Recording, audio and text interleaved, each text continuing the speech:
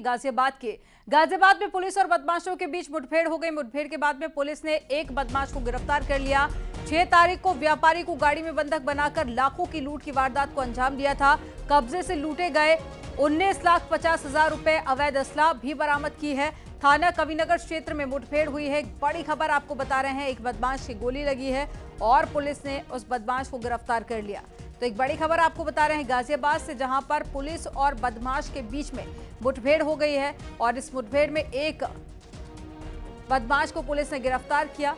और ये पूरा मामला 6 तारीख का है, जहां पर एक व्यापारी से लूट की गई थी, उसे बंधक बनाकर, और पुलिस ने 19,50,000 रुपए जो लूटी हुई रकम थी वो भी बरामद की है। इसके अलावा अवैध असला भी बरामद किया है।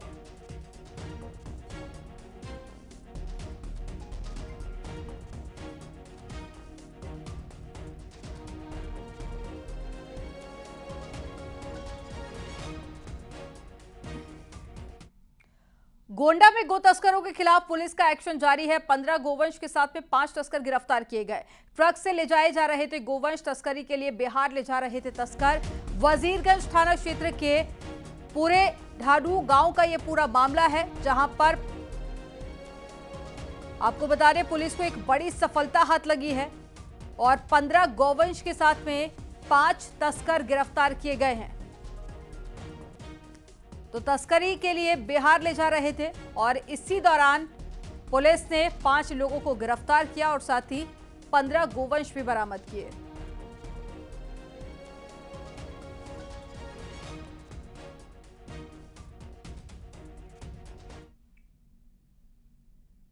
गोंडा में अवैध शराब को लेकर डीएम ने सख्त रुख अपनाया है। डीएम के निर्देश पर सुबह छापेमारी हुई है और 100 लीटर अवैध शराब भी बरामद की गई है। 5,000 किलो लाहन और साथ ही महुआ भी नष्ट किया गया।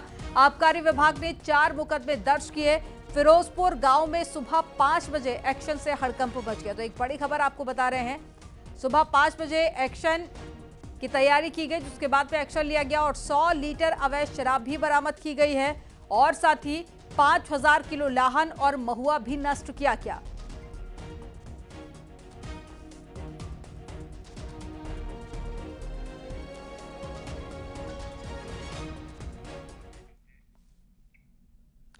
इटावा में उन्नाव में शराब पीने से मौत के बाद में पुलिस एक्शन में आ गई है। शराब दुकानों की गहन जांच पड़ताल की जा रही है और भरथना में दर्जनों शराब दुकानों की चेकिंग की गई है। सीओ भरथना की अगुवाई में आबकारी टीम ने जांच की है। तो एक बड़ी खबर आपको बता रहे हैं, इटावा में उन्नाव में शराब पीने से मौत के बाद में पुलिस एक्शन में दिखाई दे रही है। शराब दुकानों की पड़ताल भी की जा रही है और साथ ही भरथना में दर्जनों शराब दुकानों की चेकिंग भी की गई है।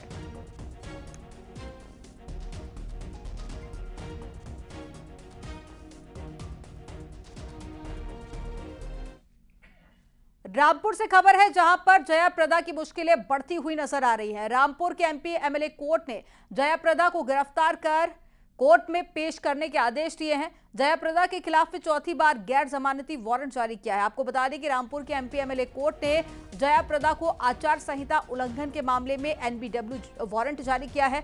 साथ ही जयाप्रदा के जमानतियों को भी नोटिस जारी किया गया है। तो जयाप्रदा की मुश्किलें बढ़ती हुई नजर आ रही हैं। गैर जमानती वारंट जारी किया गया है और साथ ही जल्द ही गिरफ्तार कर कोर्ट में पेश करने को कहा गया। जयाप्रदा जी की तरफ से एक सुप्रीम कोर्ट के एडवोकेट हैं असगर खान साहब, वो आज न्यायालय में उपस्थित हुए थे और उन्होंने इन दोनों मामलों में अदालत में रिकॉल एप्लीकेशन लगाई थी, जो कि माननीय न्यायालय ने खारिज कर दी। एप्लीकेशन में क्या लगाया? एप्लीकेशन में उन्होंने ये ग्राउंड दिया था कि पिछली कई तारीखों से जो जयाप्रदा जी नहीं आ रही है वो मेडिकल ग्राउंड है, उनकी तबीयत खराब है, वो किसी और केस में लगी हुई थी, इसलिए अदालत में नहीं आ सकी। और ये जो एनपीडब्ल्यू जो जारी किए हैं माननीय न्यायालय ने, इसको रिकॉल कर दिया जाए और 313 की जो कार्यवाही है उसकी एक डेट लगा दी जाए। हाँ, एसपी के थ्रू है, वैसे तो वो खुद भी प्रेजेंट हो सकती हैं। आज जो सुप्रीम कोर्ट के एडवोकेट आए थे तो उनके साथ भी आ सकती थी वो। लेकिन अब अदालत ने यही आदेश जारी किया कि रामपुर एसपी जो है वो उनको गिरफ्तार करें। जी हाँ, क्योंकि एनपीडब्ल्यू कई बार हो चुके हैं तो अब एसपी के थ्रू जो है वो आदेश किया गया है।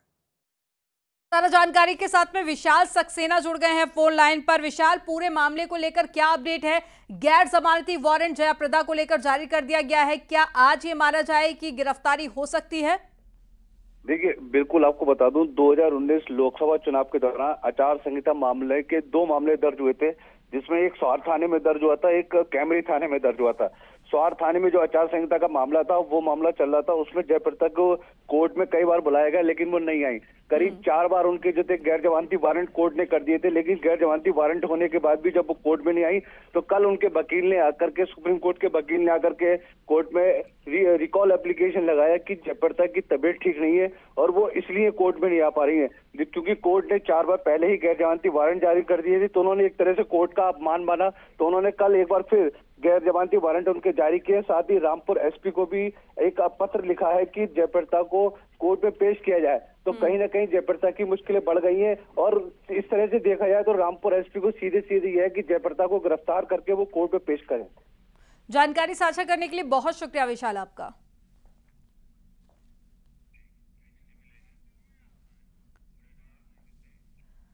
राष्ट्रपति द्रौपदी मुर्मू के लखनऊ दौरे का आज दूसरा दिन है और आज राष्ट्रपति IIIT लखनऊ के दूसरे दीक्षांत समारोह में शामिल होंगे। राष्ट्रपति द्रौपदी मुर्मू IIIT लखनऊ के दीक्षांत समारोह में मुख्य अतिथि के तौर पर शामिल होंगे और कार्यक्रम में राज्यपाल आनंदीबेन पटेल और साथ ही मुख्यमंत्री योगी आदित्यनाथ भी मौजूद रहेंगे। वहीं दीक्षांत समारोह के बाद में राष्ट्रपति द्रौपदी मुर्मू दिल्ली के लिए रवाना हो जाएंगे।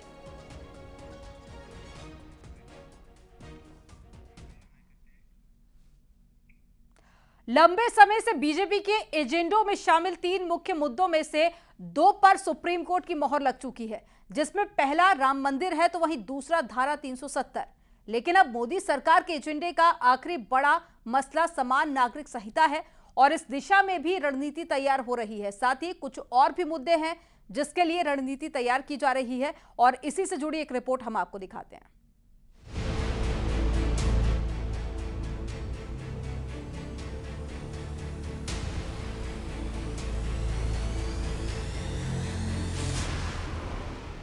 लोकसभा चुनाव की दशा और दिशा तय करने वाले मुद्दे लॉक हो चुके हैं। सत्ता वापसी के बाद 2019 में बीजेपी ने जो वादा किया था उसे करीब करीब पूरा किया जा चुका है, जिसमें सबसे पहले राम मंदिर है, फिर जम्मू कश्मीर में धारा 370 का हटना और अगला एजेंडा यूसीसी यानी कि यूनिफॉर्म सिविल कोड है, जिसे लागू करने की दिशा में अब सरकार आगे बढ़ रही है। लेकिन इन दिनों देश में धारा 370 की खूब चर्चा हो रही है। यहाँ तक कि सुप्रीम कोर्ट ने भी इसे जायज बताया है। सुप्रीम कोर्ट ने कहा जम्मू कश्मीर भारत का अभिन्न अंग है, जम्मू कश्मीर भी भारत का एक राज्य है। अनुच्छेद 370 पर केंद्र का फैसला लागू रहेगा। आर्टिकल 370 हटाने का फैसला बिल्कुल सही। 30 सितंबर 2024 तक विधानसभा चुनाव कराएं, यानी कि इसके साथ ही जम्मू कश्मीर को पूर्ण राज्य का दर्जा मिलने का भी रास्ता साफ हो गया है। पूर्ण राज्य बनने पर जम्मू कश्मीर में बहुत कुछ बदलने वाला है और ऐसा ही कुछ अमित शाह ने भी किया। और आज का दिन जम्मू कश्मीर और भारत के इतिहास में अलग दृष्टि से भी बहुत सुवर्ण अक्षरों से अंकित होने वाला है, क्योंकि आज ही सर्वोच्च अदालत की संवैधानिक खंडपीठ ने धारा 370 को समाप्त करने का और जम्मू कश्मीर राज्य के पुनर्गठन का विधेयक, जो मैं 5 अगस्त 2019 को इस सदन में मोदी जी के लिए गए निर्णय के अनुमोदना में लेकर आया था, वो बिल लाने की मंशा, बिल का संवैधानिक रूप से स्वीकार और पूरी प्रक्रिया को भी माननीय सर्वोच्च अदालत ने संवैधानिक घोषित किया है, सर्वानुमत से किया। अमित शाह ने इसी के साथ पीओके का भी नारा दे दिया, तो वहीं पीएम मोदी से लेकर सीएम योगी तक ने सुप्रीम कोर्ट के फैसले का स्वागत किया। पीएम मोदी ने लिखा, अनुच्छेद 370 को निरस्त करने पर आज का सुप्रीम कोर्ट का फैसला ऐतिहासिक है। ये जम्मू कश्मीर और लद्दाख में हमारी बहनों और भाइयों के लिए आशा, प्रगति और एकता की एक शानदार घोषणा है। तो वहीं सीएम योगी ने लिखा, माननीय उच्चतम न्यायालय की तरफ से धारा 370 और 35A के संबंध में दिया गया निर्णय अभिनंदनीय है। ये एक भारत श्रेष्ठ भारत की भावना को मजबूती प्रदान करने वाला है। जय हिंद। यानी कि जो फैसला मोदी सरकार ने जनहित में लिया था, अब उस पर सुप्रीम मोहर लग चुकी है।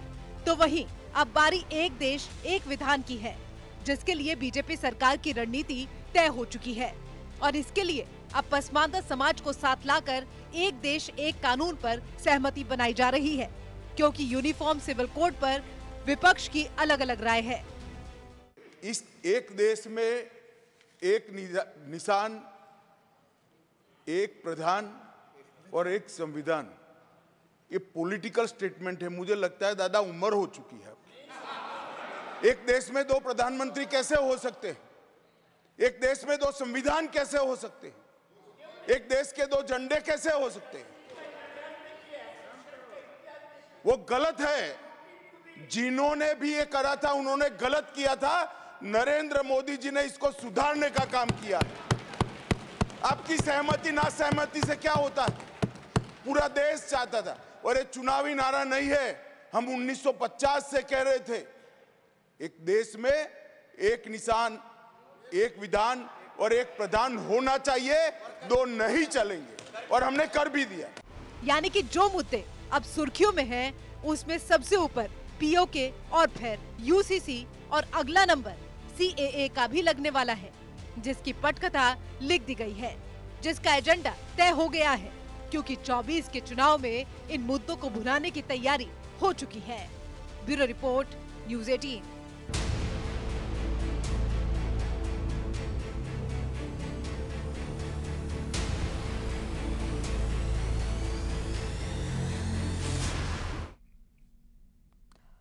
वहीं बीजेपी के प्रदेश अध्यक्ष भूपेंद्र चौधरी और डिप्टी सीएम ब्रजेश पाठक ने भी सुप्रीम कोर्ट का आभार जताया और बता दिया 24 में किस रणनीति के साथ में बीजेपी चुनावी मैदान में उतरने वाली है। धारा 370 अब इतिहास बन चुका है। देश की अखंडता, संप्रभुता को अक्षुण्ण बनाए रखने के लिए आदरणीय प्रधानमंत्री जी की जो हमारी दृढ़ इच्छा शक्ति है, उस दृढ़ इच्छा शक्ति को देश की सर्वोच्च अदालत ने भी स्वीकार किया है। भारतीय जनता पार्टी ने अपने जितने भी मुख्य विषय थे उनको पूरा कर लिया है। आज पूरे देश में हर गरीब आदमी को पक्का मकान मिल रहा है, सबको शौचालय मिला है, पेयजल मिल रहा है, 5 लाख तक का निःशुल्क इलाज मिला है, किसान सम्मान निधि मिली है। इसके अलावा देश आर्थिक मोर्चे पर भी बहुत तेजी के साथ दुनिया के पैमाने पर आगे बढ़ रहा है। आज हम दुनिया की बड़ी 5वीं आर्थिक ताकत हैं और शीघ्र ही हम 3री बड़ी आर्थिक ताकत होंगे।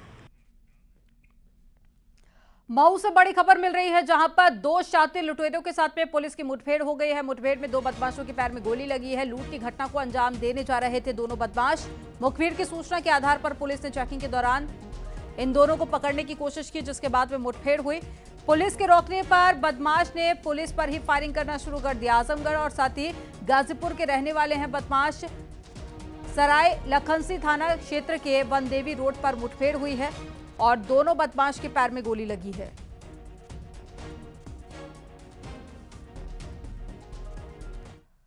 और अब खबर प्रयागराज से है, जहां पर महाकुंभ मेला अधिकारी विजय किरण आनंद ने संभाला है कार्यभार और तैयारियों को गति देने के लिए शासन ने प्रयागराज भेजा है। पीडीए कार्यालय में कार्यभार ग्रहण करने के बाद की बैठक होगी और महानिदेशक स्कूली शिक्षा है विजय किरण आनंद व्यवस्था दुरुस्त रखने के लिए महाकुंभ का भी चार्ज दिया गया।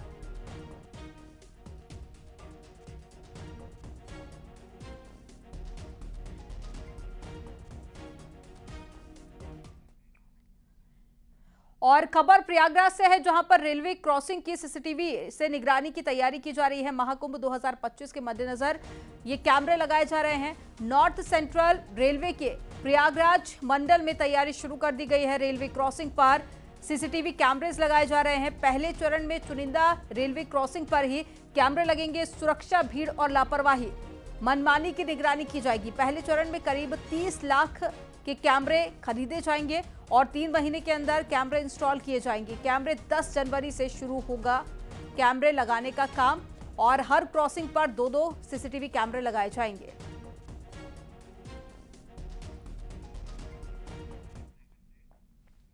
मध्य प्रदेश में मोहन यादव के मुख्यमंत्री बनाए जाने की सूचना मिलते ही उनके ससुराल सुल्तानपुर में जश्न का माहौल है। ससुराल वालों ने एक दूसरे को मिठाई खिलाकर जश्न मनाया और बधाइयां दी। दरअसल नगर कोतवाली के डेहवा मोहल्ले के रहने वाले ब्रह्मादीन यादव की बेटी सीमा यादव का विवाह मोहन यादव से हुआ था और वर्तमान में मोहन यादव उज्जैन दक्षिण से विधायक चुने गए हैं। शिवराज सिंह सरकार में शिक्षा मंत्री रहे मोहन यादव के मध्य प्रदेश के मुख्यमंत्री बनाए जाने की सूचना मिलते ही सुल्तानपुर में जश्न का माहौल है। उनके ससुराल वालों ने एक दूसरे को मिठाई खिलाकर बधाइयां दी।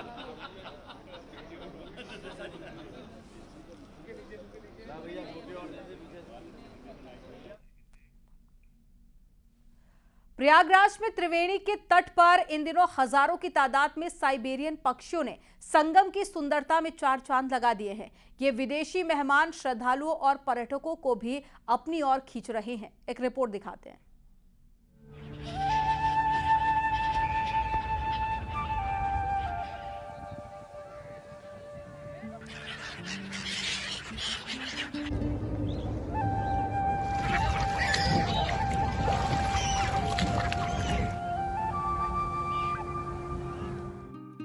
संगम नगरी में जनवरी में माघ मेले की शुरुआत होनी है, लेकिन माघ मेले से पहले ही संगम तट पर 7 समंदर पार से आए हुए पक्षियों का मेला शुरू हो गया है।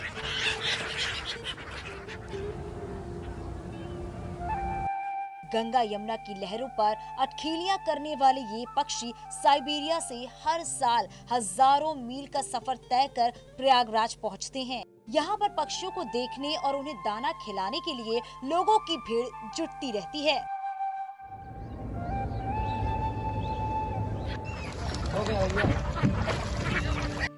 प्रयागराज में हर साल जनवरी में माघ मेले का आयोजन होता है। माघ मेले के साथ ही प्रयागराज में गंगा यमुना की लहरों पर दूध जैसे सफेद दिखने वाले साइबेरियन पक्षियों का जमावड़ा लगा रहता है। पक्षियों के इस झुंड को दाना खिलाने के लिए श्रद्धालुओं में भी होड़ लगी रहती है। संगम स्नान के लिए आने वाले श्रद्धालु नाव से नदी के बीच धारा में स्नान करने जाते हैं और इसी दौरान इस बीच नदी की धारा में अटखेलियां करने वाले पक्षियों के झुंड को लोग दाना खिलाते हैं। साइबेरियन पक्षियों के आने का सिलसिला ठंड की दस्तक के साथ ही शुरू हो जाता है और जैसे जैसे ठंड का मौसम बढ़ता जाता है वैसे वैसे इन पक्षियों की संख्या संगम तट पर बढ़ती जाती है। धीरे धीरे पक्षियों की ये संख्या संगम और उसके पास हजारों की संख्या में हो जाती है। माघ मेले के समय संगम पर पक्षियों की संख्या चरम पर दिखती है।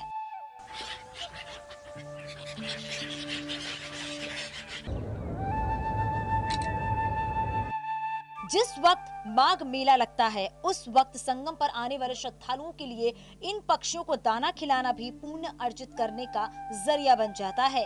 गंगा स्नान के बाद लोग इन पक्षियों को दाना खिलाकर भी पुण्य लाभ अर्जित करते हैं। दर्शकों से प्रयागराज में ठंड के मौसम की शुरुआत के साथ ही इन पक्षियों का मेला भी लग जाता है।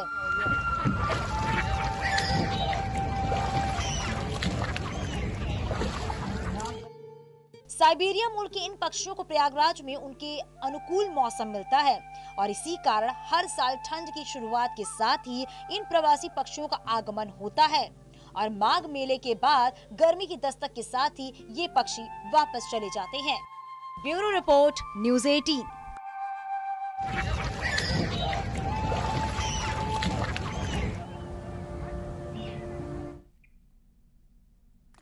चित्रकूट में पुरानी रंजिश के चलते युवक को लाठी डंडों से पीट कर घायल कर दिया। अस्पताल में इलाज के दौरान युवक की मौत हो गई। गुस्साए परिजनों ने आरोपियों की गिरफ्तारी की मांग को लेकर नेशनल हाईवे पर जाम लगा दिया। पुलिस अभी तक आरोपियों को गिरफ्तार नहीं कर पाई है। किस तरह का मामला? अच्छे वाले निकले, अहमद नाम के लड़का लेके जो रास्ते खिला के लाता हूँ और रास्ते खिलाने के बाद आधे घंटे बाद हमें ये पता चल रहा है कि हमारे भाई को मार के वहाँ 4 लोगों ने मिल के मारा है। सब बार कुल्हाड़ी से मिल के मारा है। हम लोग बचाने गए तो गुड्डू काजी जिला चिकित्सालय भेजा और वहाँ से हमारे भाई को रेफर कर दिया गया इलाहाबाद। इलाहाबाद में इलाज के दौरान उनकी मृत्यु हुई कि उनके सर पे इतना भारी वार हुआ कि उनका पूरा माथा ही खाली हो गया था। सबरी कुल्हाड़ी जितने वार किए कि उनके ब्रेन में कुछ नहीं बचा था। कारण क्या था, क्यों ये मारपीट हुई थी? कुछ नहीं सर, अच्छा भला वो हफीज जी से बात करने गए थे कि मुझे नागपुर जाना है, सिर्फ बात करने गए थे और इनसे बात विवाद पहले से था। जौनपुर में एक बाप ने शराब के नशे में धुत अपने ही 2 मासूम बच्चों की पिटाई के बाद में जमीन पर पटक पटक कर उनको बेहाल कर दिया। गंभीर हालत में आनन फानन में परिजनों ने इलाज के लिए हार्ट सेंटर जौनपुर जिला अस्पताल में भर्ती कराया, जहां पर दोनों मासूम बच्चों की हालत गंभीर बताई जा रही है। गंभीर हालत में दोनों बच्चों को इलाज के लिए वाराणसी ट्रॉमा सेंटर रेफर किया गया और परिजन की शिकायत पर पुलिस जल्लाद बाप को गिरफ्तार कर मामले की कार्रवाई में जुटी हुई है। थाना सिंगरा मऊ अंतर्गत बघाड़ी गांव में एक ये सूचना प्राप्त हुई थी कि शनिवार की रात में एक व्यक्ति जिसका नाम ब्रजभूषण और भीम सिंह है, ये मुंबई से आया था और ये नशे की हालत में उनको काफ़ी बुरी तरह से पीट दिया, जिससे वो गंभीर रूप से घायल हो गए। उनका उपचार चल रहा है। तहरीर प्राप्त करके इसमें अभियोग पंजीकृत कर लिया गया है और उन घायल बच्चों का उपचार चल रहा है और इसमें अभियुक्त को भी गिरफ्तार कर लिया गया है और शेष विधिक कार्यवाही की जा रही है। झांसी में 2 दिन पहले एक बारात के दौरान हुई कहासुनी में कुछ लोगों ने मिलकर धारदार हथियार से हमला किया, जिसमें 2 लोग गंभीर रूप से घायल हो गए थे। घायलों को सामुदायिक स्वास्थ्य केंद्र मऊ रानीपुर लाया गया। पुलिस ने हमला करने वाले 2 आरोपियों को हिरासत में ले लिया है। दो चार लोग आए गाड़ियों से सीधे मारने लगे। क्या बजे घटना है? सुबह 10 बजे घटना। अच्छा, किस वजह से मारपीट करने लगे? 2 दिन पहले बारात में थोड़ी घासुनी हो गई थी, उसी को मारने आए थे। काय से मारने के लिए आए थे? लड़ते थे, पकड़े लेते फंसा लेते। अच्छा, आप लोग कितने लोग घायल हुए हो? 2 लोग। 2 लोग। 370 हटने के बाद में सुप्रीम कोर्ट के फैसले पर प्रधानमंत्री नरेंद्र मोदी का लेख। जम्मू कश्मीर और लद्दाख में बदलाव आया है। कानून अब बिना भेदभाव के लागू होते हैं। हमने नागरिकों की चिंताओं को समझा। एक भारत श्रेष्ठ भारत की भावना मजबूत हुई। जम्मू कश्मीर में विकास को प्राथमिकता दी गई। इस अन्याय को खत्म करने की इच्छा थी। 370-35A के कलंक को मिटाना चाहता था। सुशासन के लिए प्रतिबद्धता हमारी पहचान है। तो कल सुप्रीम कोर्ट का फैसला आया, जिसमें सुप्रीम कोर्ट की तरफ से अपने फैसले में कहा गया कि 370 और 35 से जो हटाया गया था वो फैसला आगे भी बरकरार रहेगा और फैसला पूरी तरह से संवैधानिक है।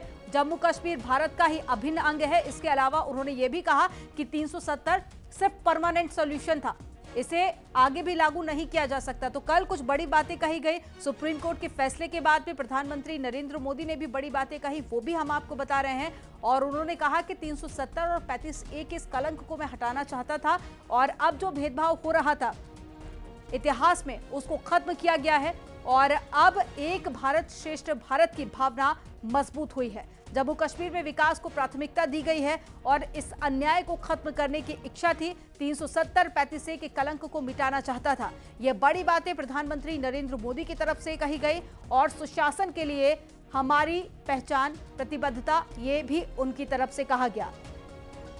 तो कल सुप्रीम कोर्ट का एक बड़ा फैसला आया, जिसके बाद में प्रधानमंत्री नरेंद्र मोदी ने भी खुशी जाहिर की। इसके अलावा केंद्रीय गृह मंत्री और साथ ही बीजेपी के तमाम नेताओं की तरफ से सुप्रीम कोर्ट के इस फैसले का स्वागत किया गया।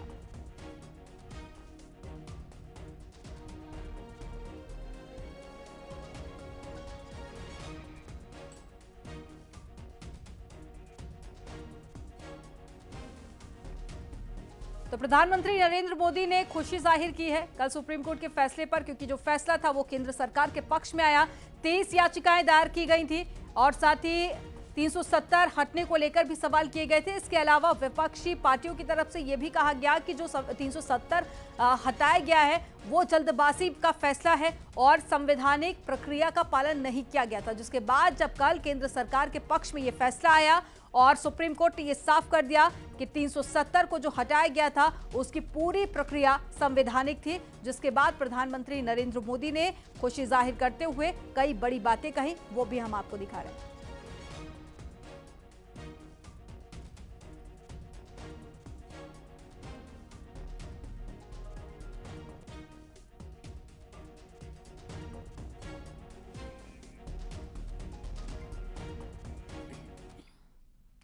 और यहां पर वक्त हो गया एक छोटे से ब्रेक का। आप देखते रहिए न्यूज़ 18।